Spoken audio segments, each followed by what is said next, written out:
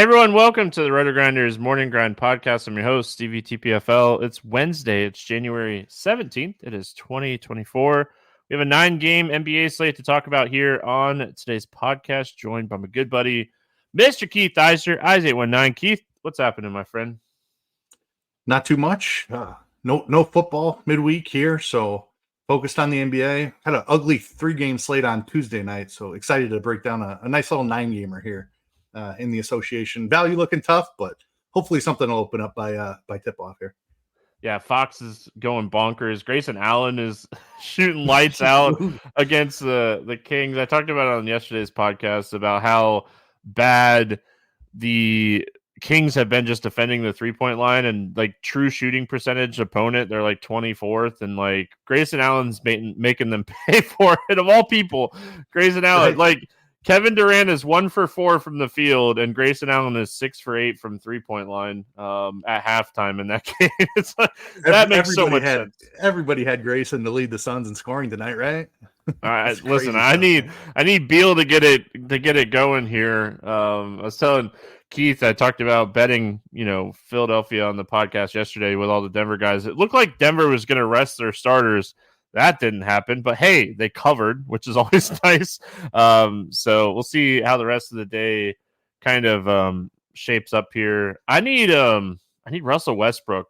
He was like a guy that I ended up good little chunk on his point, rebound, assist prop here. So need that to get going. I need Bradley Beal to hit his point prop. It'd be a good night. Those things happen. So enough talking about Tuesday's slate. Like you said, 3-game slate. That's past us. We got a really interesting 9-game slate here on today's Wednesday's slate. So let's jump in, have some fun. We get started. Minnesota at Detroit, 221 total. Minnesota is a 12-point favorite in this one. Edwards is questionable. And then on the Detroit side, Cunningham and Morris remain out. Let's start with Minnesota. Edwards would matter a ton.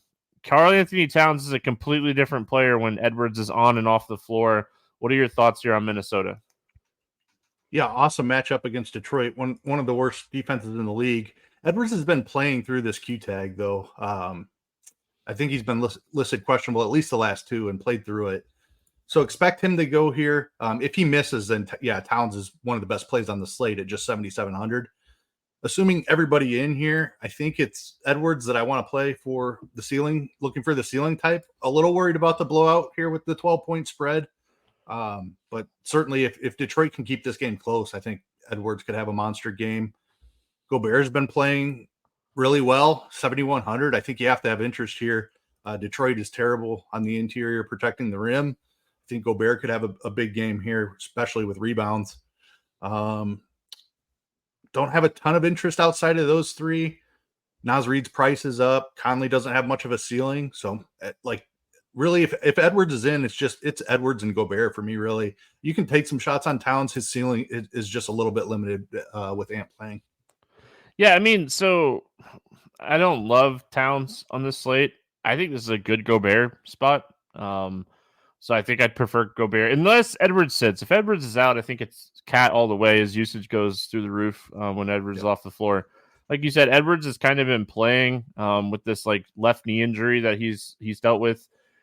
If Edwards ends up playing in this game, I definitely don't mind taking shots on him at 8,300 against Detroit. The problem, like you said, is the game just potentially not staying close. Good point guard spot. Mike Conley's not a high usage point guard. I don't have Yahoo and FanDuel pricing up ahead of front of me. If he has a decent price tag that you can kind of take advantage, he has a really solid floor. It's just like his ceiling's kind of capped at about 35 points. Going to the Detroit side, now we're looking at a Detroit team that has been priced accordingly with Cunningham out. They get a really tough Minnesota defense. Anything jumping off the page to you here for Detroit? Yeah, tough spot for Detroit. Minnesota's been awesome on the defensive end this season. Bojan questionable. Actually, he's probable. So he's probable. There's not even injury situations here. They're adding Gallinari and Muscala as well from Washington. It's still really pending though. I thought they said they were going to play today. Okay. maybe I misread that. I saw they're in Detroit for sure. So yeah, it looks like they're going to be listed questionable, but I don't really expect them to be in the rotation anyway, honestly. I think it's a boost. Like Knox has been playing a ton of minutes. He hasn't been doing anything with them. Alec Burks has been the guy who's shooting the ball a ton here. I think he hangs on to that role. If I was going to play anybody here, it's probably Alec Burks and just hope that he goes off for 30 points and keeps this game close. Like if I'm playing Ant Edwards on the other side, I want a Detroit piece because you need somebody to go off to keep the game close. As odd as it is to say, I think that guy's Alec Burks. Asar Thompson should have a role now with Livers moved in that trade. We saw him play 30, I guess it was 27 minutes in the last game with Livers out. Maybe Gallinari steps into a role instead of Thompson, but I don't think so. Like what do Gallinari and Muscala have to prove? I think like they have to just keep looking at Thompson. They're waiting for that offense to come around. Maybe it never will. It's a really tough rebounding spot for him as well, and that's usually how he gets there, but he's only 4,400. If he's going to be out there for upper 20s minutes, I don't hate him, but nothing to get real excited about here on the Detroit side, honestly. Yeah, I think it was just more of moving Bagley's contract more than anything else. And they got a couple of picks for it too. Yeah, so I mean, I think that's more of what it was, if anything else. And like honestly, I don't mind the Burks call. I love the Thompson call. I think Thompson's really interesting in tournaments. And of all people, I think Kevin Knox is interesting in tournaments. Ever since like this trade has happened, he's played 35 and 33 minutes. He's going to be a guy getting big minutes with Cunningham out. It's just whether or not like he's shooting well. If he's shooting well, he's getting to the free throw line. He's a guy that can get rebounds, assists, blocks, and steals. So of all people, Kevin Knox, I think is somewhat playable here for Detroit. More like you said, though, I think I'm really kind of focusing on Detroit if I'm taking shots on like Edwards or Cat or Gobert type plays. San Antonio at Boston, 238.5 total. Boston's a 17.5 point favorite in this game. Bassey and Collins out for San Antonio. Drew, Porzingis, and White all questionable here for Boston. Seems like a good spot if those guys are really banged up to give them a day. Let's start here with San Antonio. Still, I mean, we should note, like, last time out, Wemby played 27 minutes. You know, he's been very strict on this, like, 23 to 25 minute little bit extra run. He was having a really fantastic game. The game was staying somewhat close. I don't know if I expect 27 minutes a night from Wemby. He's 8,700.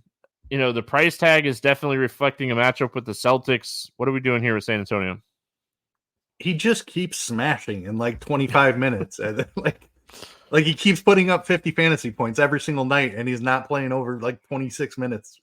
Like the last game was the first time he's done that in a really long time. So I'm with you. I think you can only expect like 24, 25 minutes out of him, but that doesn't mean 50 fantasy points is out of the question. And at 8,700, like that's playable.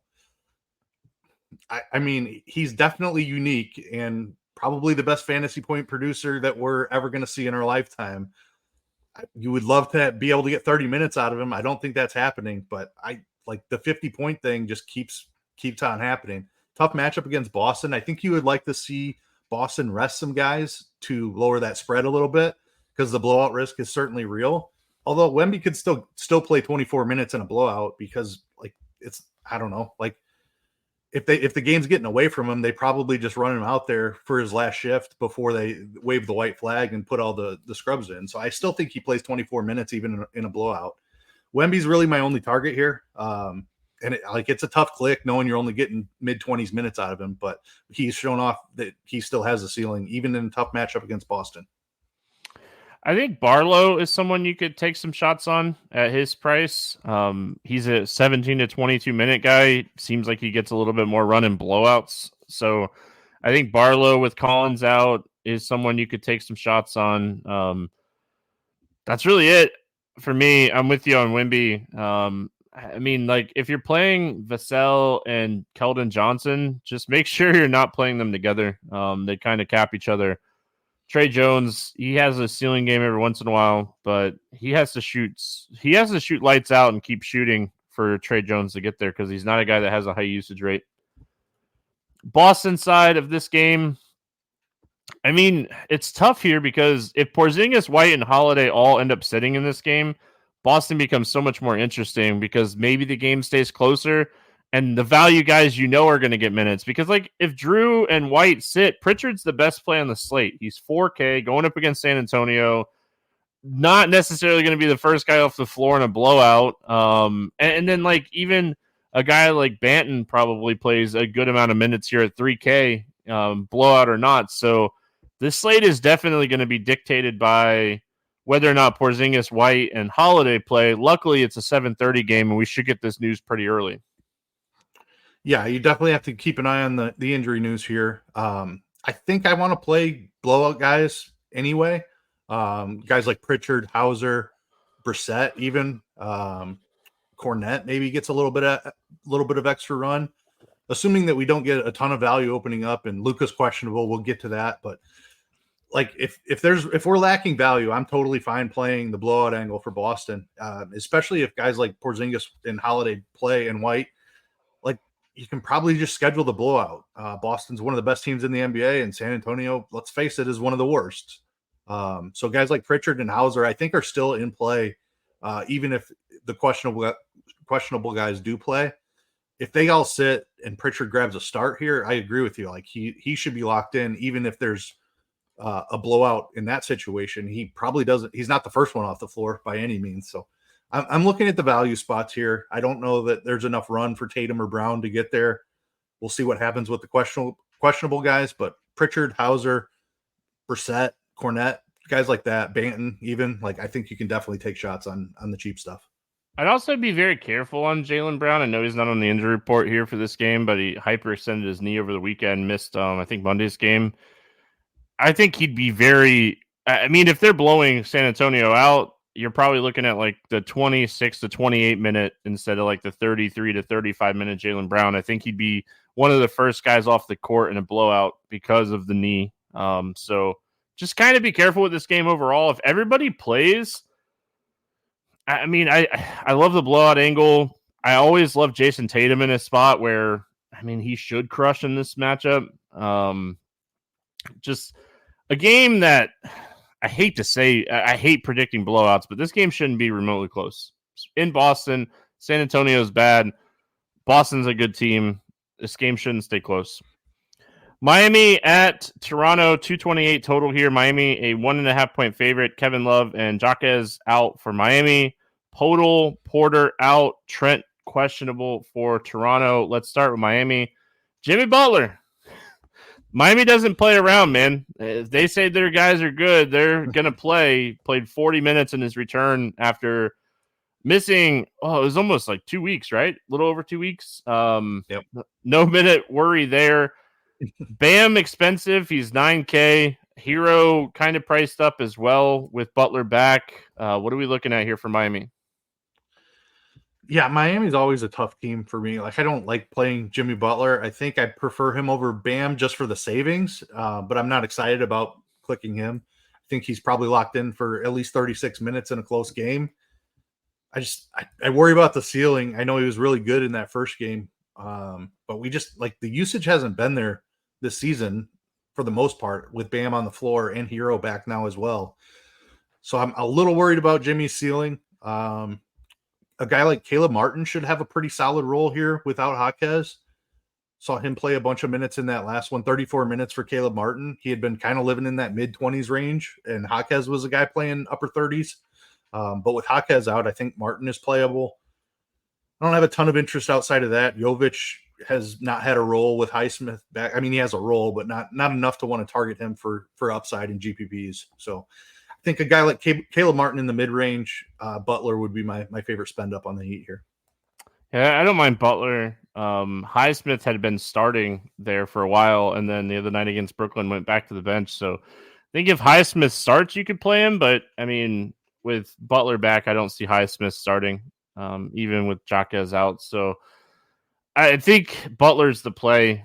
Or Hero. I mean, I always think Tyler Hero is in play just because, like, he's a guy that when he's hot will put up 10+ threes, and if he's hitting them, you're looking at, anywhere from 15 to 21 points just on threes. And then, like, if he can fill in some rebounds and assists and stuff like that, So I don't ever hate taking shots on Tyler Hero. It's like Duncan Robinson. Those two guys, when they get hot here on the Heat, what a name, the Heat.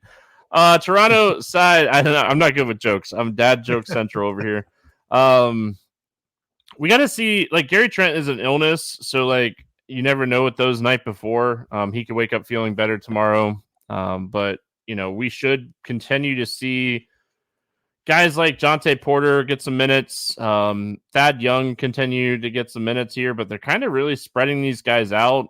I think like if you're attacking Toronto, you're probably looking at like Siakam or RJ Barrett has been a guy that's just, nice usage here with this new team. Scotty Barnes, I make fun of his rebounding. He goes out and grabs 13 rebounds against Boston the other night. What are your thoughts here on the Raptors? Yeah, I mean, since the trade, like, you have to pay attention to what's happening with this team. Like, the addition of Barrett and Quickly has really limited the ceiling of Scotty Barnes and Pascal Siakam. So I don't think I'm going up there. I would rather live with the cheaper guys like RJ Barrett. I love that call. I think he's my favorite play here. I don't mind Quickly, but he's a little bit more expensive than Barrett. A guy like Schroeder has been playing big minutes off the bench. Like, he's not been producing a ton, but at 5,500, if he's going to see upper 20s minutes, I think Schroeder's in play. The center situation has been tough. Like, Thad's been drawing the start, but not playing a ton of minutes. One of those was foul trouble related. Porter got a ton of run in that game. I think if I'm just targeting one of these big men, it'd be Porter just for the upside and hope that he runs in to a few extra minutes. It's not a great spot with Bam on the other side, and his price is now coming up a little bit. He's 4,300, but I mean, I still have to think he has more upside than Thad Young. So Porter over Young if I'm chasing a cheap big man. RJ Barrett, the top play for me overall. Really like this role that Barrett, and like the price is just not reflecting like his like ceiling. His ceiling with this team is like 45 to 55 ish points, and like that's a good ceiling for 6,600. Hate the matchup. Miami plays slow. They play good defense. They allow, I think, like the second most like shot attempts per game, but I think that you could take some shots on Barrett still at this price point. Orlando at Atlanta, 233.5 total here. Atlanta, 3-point favorite. Harris and Franz Wagner out for Orlando. Hunter and Matthews out for Atlanta. Let's start with my Magic. Paulo's price has been tough to swallow here in certain matchups, but now we're getting a huge uptick in pace. This should be a very fast-paced game. I think he's on triple-double watch in this one. Yeah, this is an awesome spot for Paulo. A nice price decrease as well. He's been living up in the 9Ks. Down to 8,800, and this is the best matchup he's had in a while. He's been down over the last couple of games, but like you look at his matchups, Knicks, Thunder, Heat, and Timberwolves. Like those are four of the best teams in the entire NBA at defense. So, and he was absolutely smashing without Franz before that. I love this spot for Paolo Banchero. I think he's one of the top plays on the slate. I don't think I can touch anything on this Magic team outside of that, especially with Wendell Carter back. Like you can't play Goga or Mo Wagner. Like the minutes are going to be all over the place. If I was targeting something cheap here, it's probably Caleb Houston, who's been playing pretty decent for them. There's definitely risk there as he can kind of disappear as we saw in that last game, but he has a couple of spikes games since he's jumped into the starting lineup, but it's Paolo here. That's basically my main target. Yeah. I think like if you're running 150, you could throw like a little bit of exposure to like Okiki. They've been closing with him a lot in like the fourth and the second, like the second quarter and fourth quarter. He's been starting and then like sitting a large portion of the second and fourth quarter, but like he's still closing and they like his defense. They like his scoring. So I think like if in large field tournament stuff, you could potentially take some shots on like Okiki. Cole Anthony was having a terrible game against the Knicks the other night and just went absolutely bonkers in the fourth quarter. I think he scored like 20 of his 30 fantasy points in the fourth quarter. So it's really tough outside of Paulo because the minutes are so spread out. And like everyone's starting to get healthy. I know they're still without Franz and Harris, but like now Fultz is back. Jonathan Isaac's back playing minutes. Just too many. And Joe Ingles is back too. Like, so... Yep. Too many mouths to feed here for Orlando. In a close game against the Knicks the other night, I think they ended up playing, 9 guys. It might have been 10 guys. So really tough to play a team that's that deep right now. Atlanta's side of this game, though, the price for Jalen Johnson is something that I'm always interested in because this guy, he just shows so much ceiling on a nightly basis. So, like, he's getting into that territory where until he's, like, over, like, 8K, we're probably taking shots on him in tournaments every night. Tough matchup, but you got to love the production that this kid has right now. Yeah, I mean, he's been incredible. He's shown more ceiling than DeJounte Murray here recently. So, and Murray's $400 more expensive. So, I love that Jalen Johnson call. You can certainly play Trae Young for ceiling. I don't love this spot for him. Orlando's been really solid on the defensive end, but Trae can find a ceiling in any spot. I don't think I'm going to Capella or even a Kongwu in this spot. Like they should be out there. They haven't been doing the crossover thing as much, so the minutes are kind of capped again. I don't have a ton of interest in Bogdanovich or Bay in this spot. A tough matchup against the Magic, so I think it's just Trae and Johnson for me. That's really it for me as well. Like too many minutes spread out between Okongwu and Capella. Like they're so unplayable right now because they're just splitting time. And I mean, like Garrison Matthews is getting minutes now. Like there's too many people that they're trying to get minutes. It's like these two teams mirror each other. They're playing too many people. This is when like you really love that like play-in tournament that we were getting because the rotations were tightened up, and that's why we love the playoffs and playoff basketball so much because it's just so much better when it comes to rotations.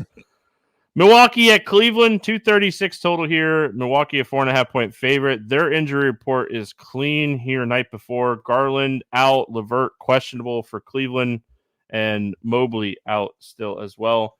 Start with the Bucks. Healthy team going into Cleveland. Should be a good competitive basketball game. What do we like here from Milwaukee? Yeah, it's a tough spot with the matchup against Cleveland. Everybody healthy. Everyone's just kind of priced where they should be. That's not to say that Giannis can't have a ceiling game or Dame pops off for 40 actual points. Like these guys certainly have ceiling. I just don't know how much I'm chasing it on a 9-game slate in a tough matchup. Like Middleton's minutes have been back up there in the 30s. I think he's playable at 7,600, but not necessarily a primary target. Yeah, I mean, I think just given the prices, Dame is probably the guy I would look to here at 8,600 to try to find the ceiling. Of course, Giannis is always in play, but 11K, I'm just not sure how often I'm going all the way up top of the salary range. So, not excited about anybody really. Dame would be the guy if I'm looking for a ceiling here. I think like if you're playing a bunch of teams, I think you got to get some exposure to Giannis just because like it feels like this is the type of game he would get up for and have one of those like big triple-double type games. So, but outside of that, like Middleton's price, I know he's had some good games here recently. I hate the price tag for Middleton. Bobby Portis is someone that I love to play from Milwaukee, but like his price is caught up to the production and like it's 5,800 now. He still has like 45 plus point upside, but it's just tough because like Crowder's back and Crowder's going to play. What do we think he plays? 15, 20 minutes here coming back from injury. So like that's going to eat into some minutes as well. So I think it's Giannis for me. I don't mind Dame. I never mind taking shots on Dame, but I think this is a better matchup for Giannis. I'd like the discount you get for Dame though. On the Cleveland side, it's really tough not to have interest in Mitchell on this slate, especially if LeVert ends up sitting. Point guards have just absolutely crushed this team. He put up 61 fantasy points, scored 34 actual points against Milwaukee earlier this season. Might fly under the radar a little bit. 9-game slate. He's not cheap. What are your thoughts on this Cleveland team? Yeah, I love the Donovan Mitchell call. If he's low, one of the low-owned studs, I will definitely be well over the field on him. I think this is a great matchup here against Milwaukee. Like you said, I've struggled against point guards all season long. And on top of that, Jared Allen's price tag is out of control. I know he's been awesome recently. 8,100. I struggle to pay that with Giannis on the other side. Brook Lopez is a decent interior defender. Like don't think this is a Jared Allen spot for me, so love the Mitchell call. Should play upper 30s minutes in a close game. He definitely has massive ceiling here. Anything beyond that, I think I need LeVert out. I think if LeVert does sit, you could take shots on Sam Merrill, the price tag at 4,600. A guy who's been shooting the ball a ton off the bench. I don't mind him. I think Max Strus would play a ton of minutes if LeVert wasn't available as well. Don't love the price tag at 6,100, but I mean, if he's going to play 38 minutes in this spot, I think he's playable. That's really about it. Fade on Allen, overweight on Donovan Mitchell. What's crazy, I looked before the podcast, and Mitchell's like point prop is 33.5. Like, Oh, wow. there's no, that's a big there's number. no secret for like how good of a spot this is for Mitchell. So, like, if you're curious, just like how the sports books are already looking at Mitchell, like they're looking at this spot as we're making sure you're not getting a freebie. So I love that kind of stuff when you're like digging into research and you're like, all right, this is an amazing spot, high usage point guard against Milwaukee. And then you're like, all right, well, sometimes they're sleeping. Not a secret. Not sleeping on this one. So yeah, I mean, definitely interested in Mitchell and Allen. If LeVert sits, I think it'd be Sam Merrill for me. I think that's who I would take my shots on. Yep. All right, Houston at New York. 218.5 total. We've had all these high total games. Got to get back to New York here. 4-point favorite here for the Knicks. Bullock, questionable. Eason out for Houston. Brunson, Hart, questionable for New York. Mitch Rob's still out. We'll talk about that Knicks situation here in just a second. But let's start with Houston. What are we looking at here on the Rockets? I mean, Sengun is the guy I'm always chasing for a ceiling. It's a really tough matchup here. The Knicks have been incredible on defense since adding OG Anunoby. I mean, that's why they made the trade, is to improve their defense, and it looks like it's working. So really tough spot for Houston. Sengun's the guy I'd be chasing ceiling on. Like Van Vliet, that's a tough spot for Van Vliet, I think. Jabari Smith has played well. 6K, like, I don't know. I don't hate it, but probably not a primary target for me. I think if I was looking for a secondary piece on Houston here, I'd go down to Cam Whitmore at 4,500. With Tari Eason out, he's kind of stepped into that role as the spark plug off the bench. We've seen him be really productive. The minutes aren't necessarily secure, but he's played upwards of 28 minutes here. Like, he could also play 15 or 16 in the spot. But he's going to be productive in the time that he's out there. He's almost doing exactly what Eason was doing for this team. So at 4,500, I don't mind some shots on Whitmore. Yeah, I like the Whitmore call. Dylan Brooks, first game back against Boston, 25 minutes, 31 minutes last time out. I think we kind of expect Dylan Brooks to play 30-plus minutes in this game. He's another guy that, like, you're really relying on him scoring, but I don't mind, taking some shots on him. Jalen Green is all over the place. In large field tournaments, you can always take shots on Jalen Green, but I'm with you on Sengun. He's always the guy that I'm targeting here. Slow-paced game, though. Good defense. Like overall, slow pace, good defense, both sides. Not like necessarily the greatest spot. If Jalen Brunson sits, it could potentially be a little bit of a bump for Jalen Green. Let's talk about this Knicks team. Brunson news, Josh Hart news matters. If these guys were to sit here in this game, it would be big time for, I think it'd be a big time for Randall. I think it'd be big time for OG. We could see Miles McBride play big minutes. He's already kind of been playing big minutes lately.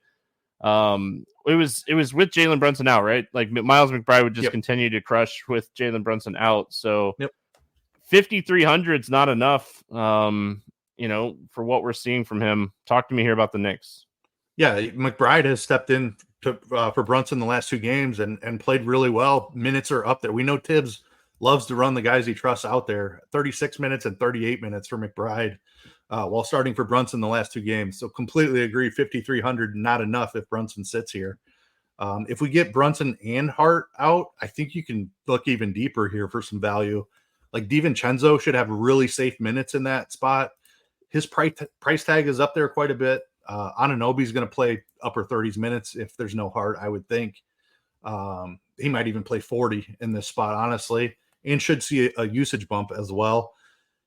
Like, Achua is interesting to me in that spot if Hart was sitting, but honestly, they've only been running him behind Hartenstein as just the backup 5. They haven't really been playing Achua at the 4 much at all. So I like maybe a guy like Quentin Grimes gets a boost in that spot.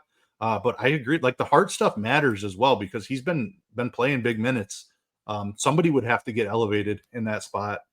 And like I said, maybe it's just DiVincenzo and Anunoby play 40 minutes in this spot, but pay attention to that news. The Brunson news matters. It's really easy. Just plug in McBride. If Brunson is out, if Hart's out, I think it gets even more interesting here. But a slow-paced game, like if there's no injury news, I don't have a ton of interest in this Knicks side. Like Randall's playable. His usage has been insane since the trade, up around 34% was the number last time I looked at it. So he's always playable in any matchup now that RJ Barrett's out of town. But I don't have a ton of interest overall if everybody plays here.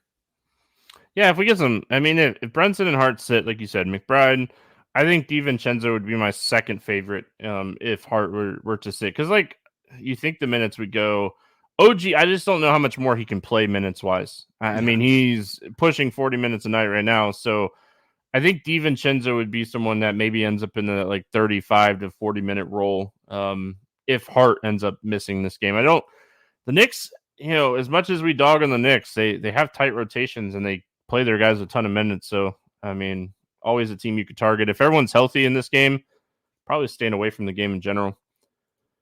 Charlotte at New Orleans, taking on the Pelicans. 229.5 total here. Pelicans, 12.5-point favorite. Hayward out. Williams out. McGowan's, Miller, and Nick Lakina out or questionable for Charlotte. And then Ryan remains out for New Orleans. Let's start here with Charlotte. Any interest here in the Hornets?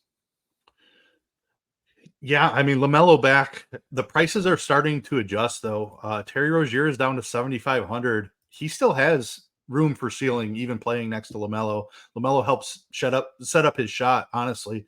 We just saw that in the last game. He scored 26 points against a tough Miami defense. So now that the price tag is coming down, I think Rozier is playable. LaMelo is the ceiling guy. I don't necessarily love this matchup for the Hornets. But I do love the other side of this, so I'm probably looking for a couple of runbacks here. With Rozier getting the price decrease, I think that's my first look over LaMelo, even though I do think LaMelo has a little bit higher ceiling. But the savings is nice down to Rozier. Bridges should continue to play huge minutes.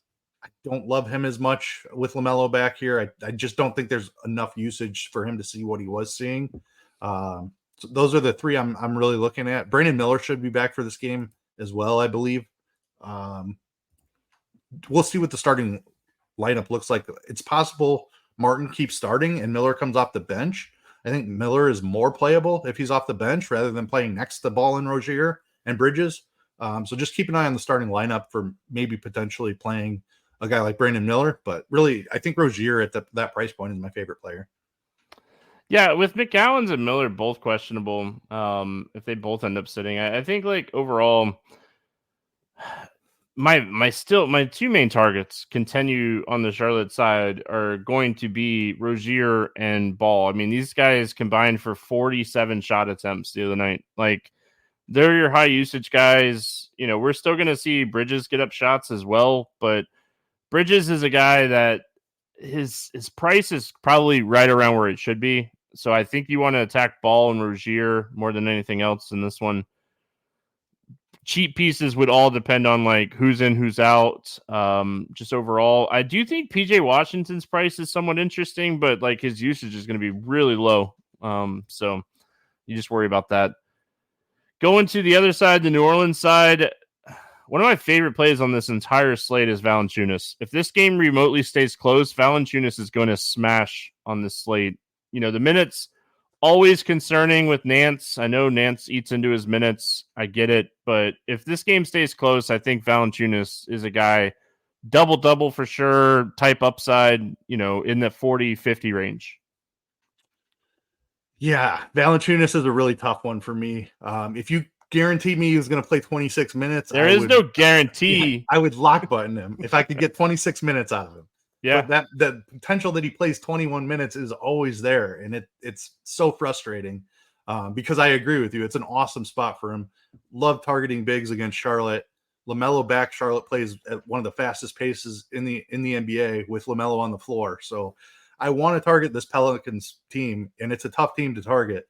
For Valanciunas, for Zion, he's not playing a ton of minutes either. Like, if you could give me 34, 35 Zion minutes, I'd have a ton of interest in this spot in Zion Williamson. But if he's going to play 30, 32, it's a little bit harder to pay that price tag. I think my favorite target is CJ McCollum. This is a little bit dependent upon the lineup for Charlotte.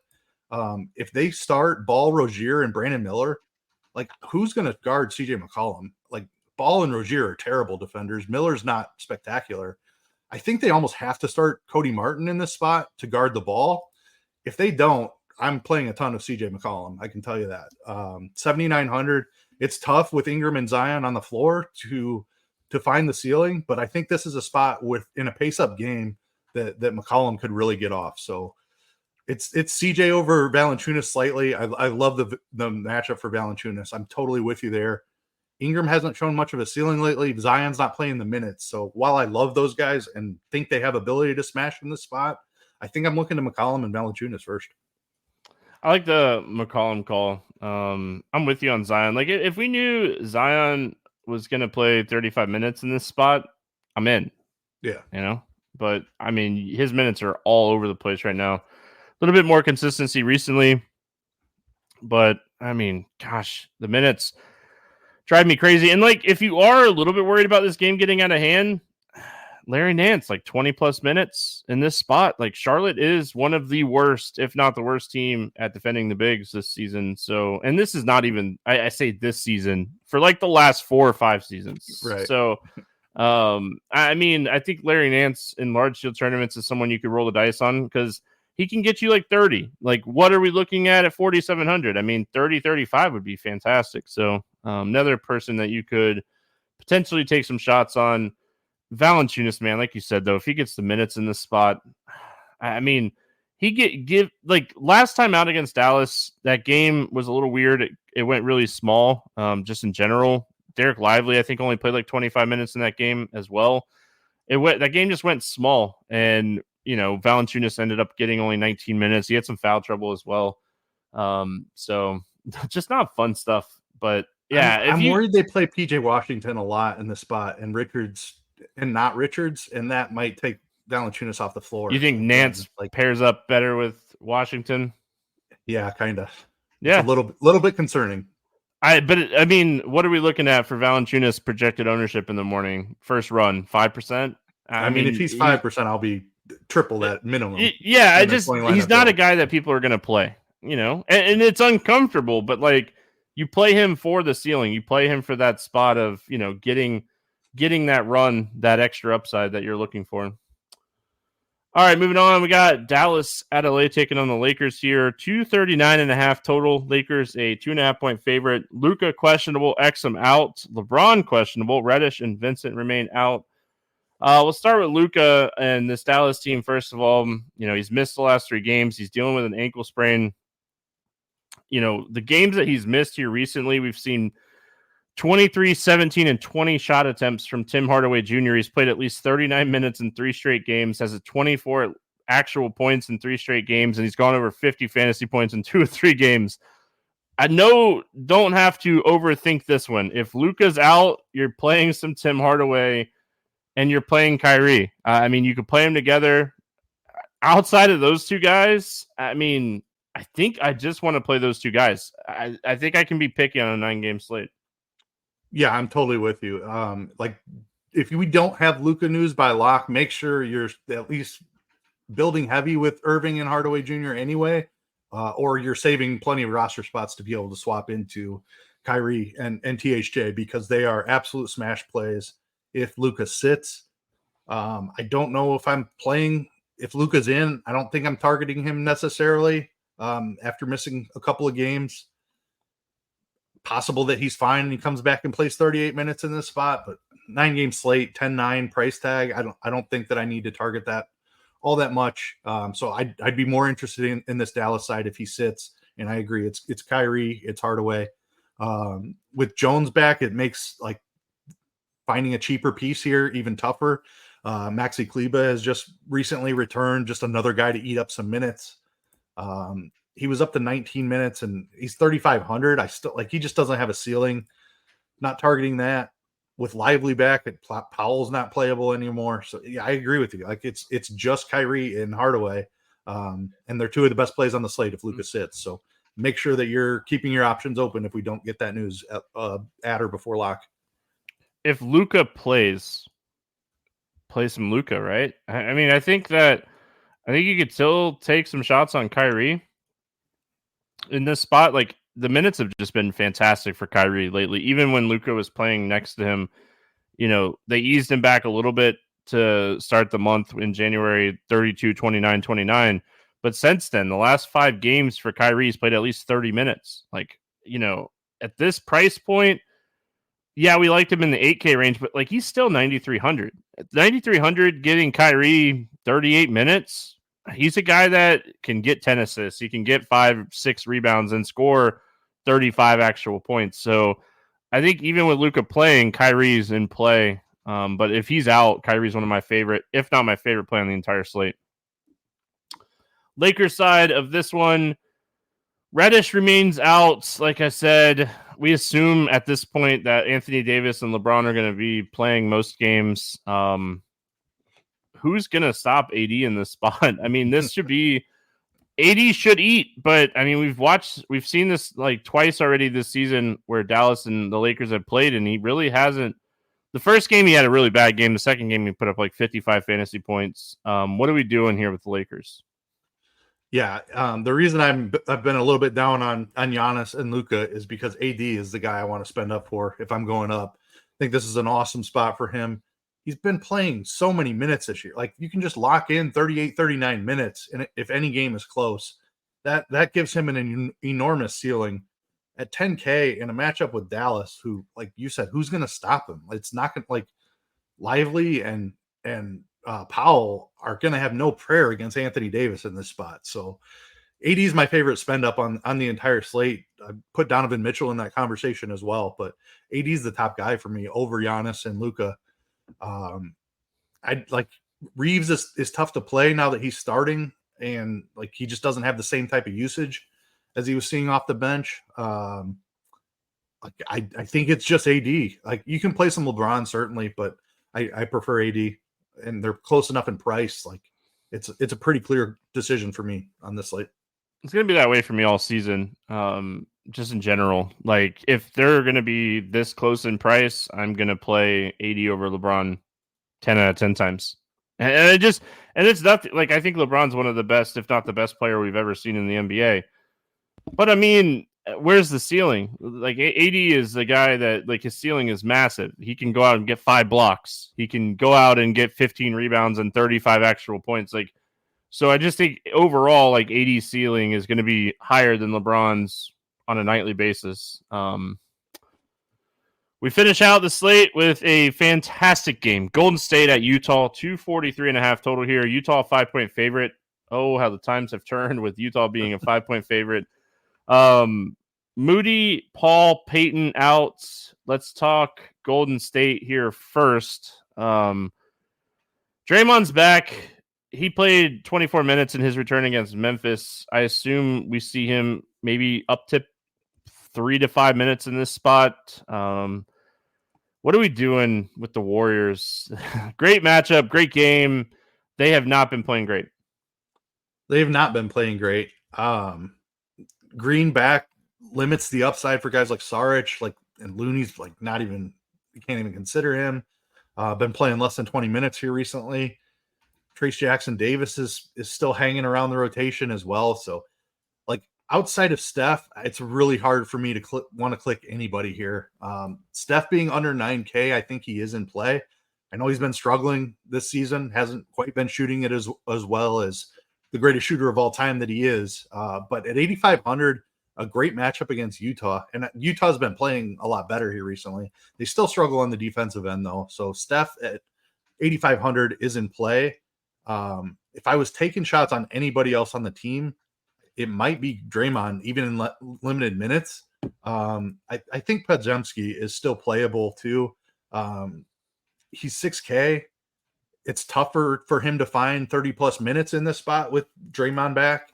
But I still think he does enough where he's playable at 6K. But nothing that I love between Pods and Draymond.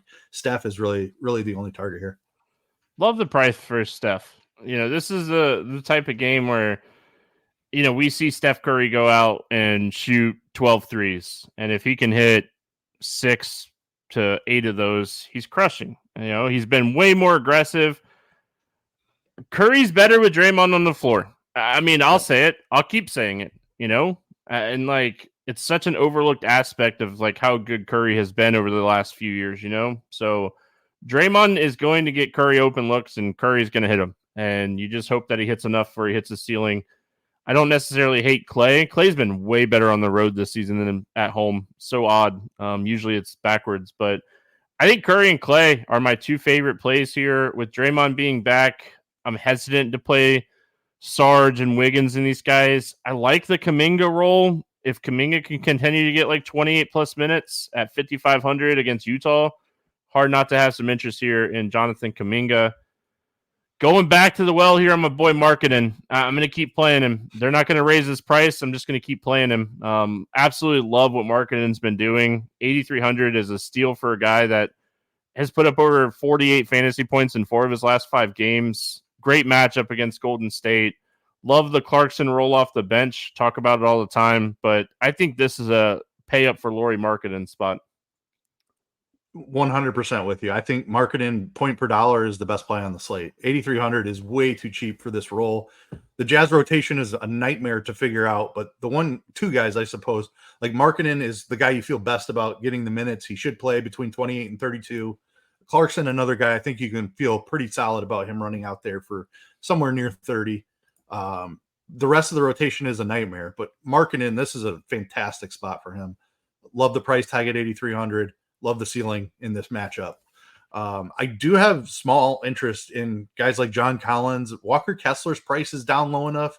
Talk about a guy who's been losing minutes. I mean, he's got a 14 and a 15 in his game log minutes-wise in the last couple. He played 15 or 25 in the last one, rather. He's down to 4,800 now. He's a good enough producer per minute. If he can find 24, 25 minutes in this spot, he could absolutely smash that price tag. Don't hate that call. The minutes, like you said, are kind of all over the place. My problem with like a guy like Walker Kessler is like, does he get forced off the court in a game against Golden State, like size wise, So that's my only concern. Like, I think like in large field tournaments, you could take more shots on like a Kelly Olynyk in this spot, just thinking about the matchup, playing the matchup game. And like both of them might not get the minutes in this game. It might be like a Fontecchio, getting a few extra minutes, the John Collins call. Collins. Yeah. Yeah. So, I mean, like, you never know when you're facing the Warriors because like the game sometimes just goes so small. That's why I love Markkanen. I'm going to play me some Lauri Markkanen. Just wanted to hammer Markkanen home one more time. Like this game. Great game to finish the slate on. Really glad for what it's worth. Every once in a while, I'll be like, we left games off the slate. I am ecstatic that we don't have to have this Portland Brooklyn game on the slate here. So fantastic job by the sites leaving this one off. They're like Brooklyn, Portland, X. All right, let's play the morning grind game, and then we'll ship it off into Thursday, where we got double podcast Thursday. We got NBA. Keith will be back. We'll be talking divisional round, some really good football games that we're going to be breaking down. So glad I don't have to worry about Cooper Kupp and Puka Nacua. I've gotten them wrong all year. All year I've got those two wrong. I got them wrong again last week. Stafford, my highest owned quarterback. Cooper Kupp, my highest owned wide receiver. You all know the rest of that story. Favorite play under 5K to go 7X. Who's your cheapie today? This is a bit of a tough one before we get the news. I do feel pretty good about Asar Thompson's role, though. With Livers gone out of the picture, I think Thompson should play 20 plus minutes, mid-20s. 4,400. Don't love the matchup, but I think he can get there. I thought you were going to take my guy because we were breaking down the game, and I was like, oh my gosh, he's talking about my guy. I'm not going to say anything else. He's talking about my guy. He's going to take him. Give me Cam Whitmore here, chasing the ceiling. This kid has a lot of upside when he's on the floor. If he gets 25 minutes plus, I like the chances for 7X. And If he gets 15 minutes, he's a bust. But, I mean, that's tournament life for you. Over 8K to go under 5X. Who's your bust today? I'm going to go Scotty Barnes here. Just has not shown the same ceiling playing next to Quickly and Barrett as he showed in the beginning of the year. Has a really tough matchup against Miami here. I'm going to stay in that game. I know this guy is a guy that I talk about and I love playing, but give me Bam. Butler's back. Hero's healthy. I think Bam at 9K. The price is just high for Butler being on the floor. His usage goes down. His rebounding rate goes up a little bit, but I think this is a spot. I'm going to take Bam as the guy I'm not going to play here. Favorite 6X play. Who do you got? I feel bad because I feel like I am taking your guy on this one. Yeah, you were gushing over him. I promise I had it written down before you started gushing over him. He's in a smash spot for sure. Yeah, love marketing. I'm with you on that one. Yes, that's who I had written down. You sold me. You sold me on CJ McCollum. So I'm going to go with CJ McCollum. I like this game environment just in general. I still like Valanciunas in tournaments, but you sold me on CJ. I think that this is a spot we could see CJ have like a 30+ point actual game night. And if he's getting that type of point production, that's a 45 to 50 fantasy point night on most nights for CJ McCollum. So you sold me on him. I really like the spot. You took my guy. So, my other guy, I will say, I love Donovan Mitchell today. I love Donovan Mitchell today. Let's get weird GPP play of the day. Who do you got? So this is a spot that I had Cam Whitmore in. Tough matchup against New York. I don't know that he's going to be that popular, but like you said, 15 minutes. It's hard to project him to play 26 minutes, but he's going to smash in 26 minutes, even in a tough matchup. I think he'll be lowish owned. We'll see what ownership looks like, but love him regardless. Yeah, really good game environment just in general here. So don't hate that one. I don't know. Okay, I wrote this guy down.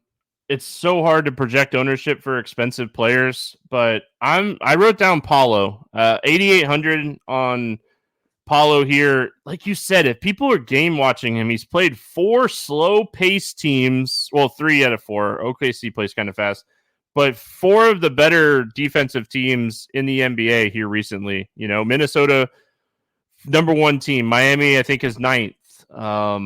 The Thunder 4th, and the Knicks 11th. So 4 teams in the top 11 in defensive rating in their last 4 games. Put up 64 fantasy points against Atlanta, 45 minutes against them the last time these two teams played a couple weeks ago. Love Paulo. We'll see what his ownership comes in at. I might be off of kind of projecting his ownership here, but I think he's someone that's going to go overlooked on this slate. All right, let's go to a pick'em play or a player prop here on the Morning Grind game. What do you got for us today? First thing I opened up, just so you know how much I was in love with him too before you said it. I looked at Lauri Markkanen's points prop sitting at 26.5. He's been over that in the last 2 games, 32 against Indy, 29 against the Lakers. He's just been playing really well lately. And like Golden State has just been brutal on the defensive end this year. I like Markkanen to get more than 26.5 points. I bet his point, rebound, assist prop already too.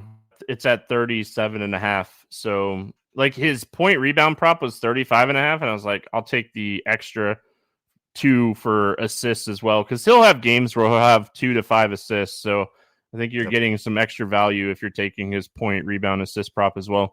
Like the point prop. I'm going to go to my boy Valanciunas. Valanciunas' point rebound prop is at 22.5 on the Hard Rock. I haven't looked elsewhere yet, but 22.5 here for Valanciunas. He's hit this in 5 of his last 6 games. So, like, even with the minutes kind of all over the place, Valanciunas has hit this in 5 of his last 6 games. So I think that this is a number we want to jump on here night before. I already jumped on this one. I think that getting this one early before it changes is something we want to do. So Valanciunas over 22.5 points and rebounds. Any money line against the spread type bets that you like here? Nothing that was jumping out crazy to me. You said it was kind of surprising to see the Jazz favored, but I do kind of like them to win this game. Not necessarily something I'm betting right now, but if that line happens to move, towards Golden State just because of the public or something, I would jump on Jazz like -3 or something like that. But nothing else really standing out to me. Yeah, I mean, I like the Magic.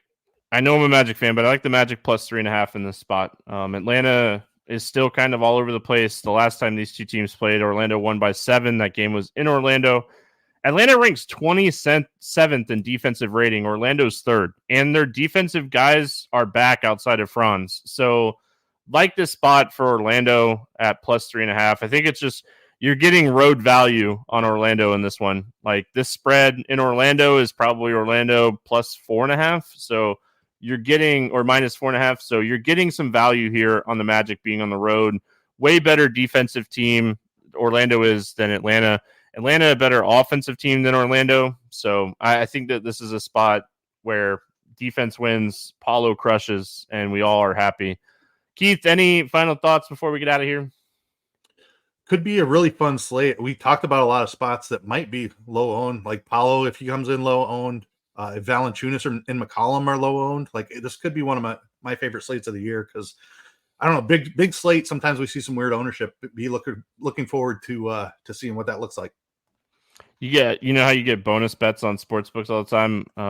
I did, however, take a bonus bet and Paulo Banchero triple-double plus 4,000. So I will be rooting hard for a triple-double from Paulo. Like, I feel like, that number is really solid, if you're if you have one of those bonus bets sitting around. So I think it was like a $10 bonus bet that they gave me for like a single game parlay. So there you go. Keith, any final thoughts before we get out of here? I think that'll do it. All right, we're going to jump out of here. Like I said, 2 podcasts tomorrow. We got basketball and football. Hope everyone has a fantastic Wednesday. We'll see you again tomorrow.